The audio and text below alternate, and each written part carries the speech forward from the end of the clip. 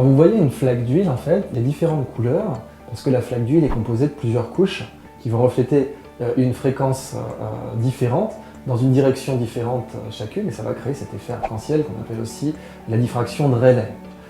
Ce phénomène, il apparaît souvent dans le vivant. En fait, le vivant crée des couleurs, parfois, simplement par la forme de sa surface, et non pas par un pigment. Nous, quand on veut créer des couleurs, comme la couleur de ce t-shirt par exemple, eh bien, il faut un pigment. Un pigment qui en général est polluant. Les pigments des jeans, c'est un cas d'école. Ça pollue énormément les rivières au Bangladesh, détruit la biodiversité, augmente les risques de malformation à la naissance dans la région, etc. Si on pouvait imiter la nature, on aurait des vêtements sans pigment, mais avec une couleur. Alors, ça voudrait dire qu'ils ne se délaveraient pas. Ça voudrait dire également que peut-être ces pigments, ces couleurs pourraient changer en temps réel. Par exemple, les ailes de papillon, on sait qu'elles ont une couleur qui vient simplement de leur forme, de leur couleur. On appelle ça la coloration structurelle, c'est-à-dire qu'à la surface des ailes de papillon, il y a de petites structures qui, selon leur orientation, créent des couleurs différentes. La coloration structurelle, elle intervient chez certains scarabées également, et aussi, bien sûr, dans les plumes de paon. Alors, tout l'intérêt, bien sûr, c'est d'avoir une couleur sans pigment, donc pas de délavement, pas de chimie, pas de pollution. Mais la couleur sans pigment, là où c'est intéressant aussi, c'est que ça nous permettrait de faire des écrans d'un genre nouveau. Et Qualcomm a étudié cette possibilité avec un projet technologique qui s'appelle Mirasol, d'écran qui en fait copierait, imiterait les ailes de papillon.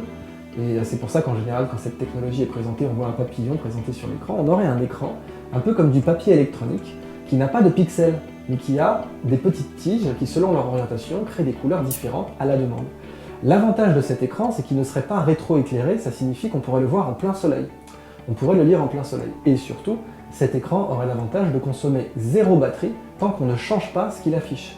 C'est-à-dire que tant qu'on ne modifie pas l'orientation de ces petites tiges nanoscopiques qui créent ces différentes couleurs, eh bien l'écran consommerait zéro batterie. Ça signifierait qu'on pourrait faire des papiers peints, des écrans entiers qui vous affichent par exemple l'image d'un paysage alpin toute la journée sans dépenser la moindre énergie. Enfin, la coloration structurelle, bien sûr, elle a été utilisée en mode. La modiste, je crois Winters, son nom ami Winters, a créé une collection qui s'appelle Liquid Iridescence, où elle a étudié la possibilité de faire des vêtements qui soient inspirés des ailes de papillon, des plumes de paon ou des scarabées. Bien sûr, la coloration structurelle, elle servirait aussi dans tout un tas d'applications industrielles en dehors de la mode. Par exemple, la surface des scarabées nous invite à repenser la façon dont on fait nos surfaces réfléchissantes. Et ça, c'est valable aussi pour les œufs de certains oiseaux. Vous savez, par exemple, la marque Tiffany, elle a une couleur bien particulière qu'on appelle le Tiffany Blue. Et en fait, ça, c'est de la bio-inspiration, puisque ce bleu, elle l'a volé à un oiseau américain, je crois qu'on appelle l'American Robin, donc ça doit être une sorte de moineau, qui pond des œufs magnifiques d'un turquoise absolument sublime. Et la marque Tiffany s'est directement inspirée de cette couleur. Et bien ce turquoise, c'est de la coloration structurelle, et la façon dont il est généré nous permet d'envisager des nouvelles structures pour faire des miroirs ou des surfaces réfléchissantes. Faire des surfaces réfléchissantes nanoscopiques, c'est très intéressant, notamment en aérospatial, pour lancer des satellites.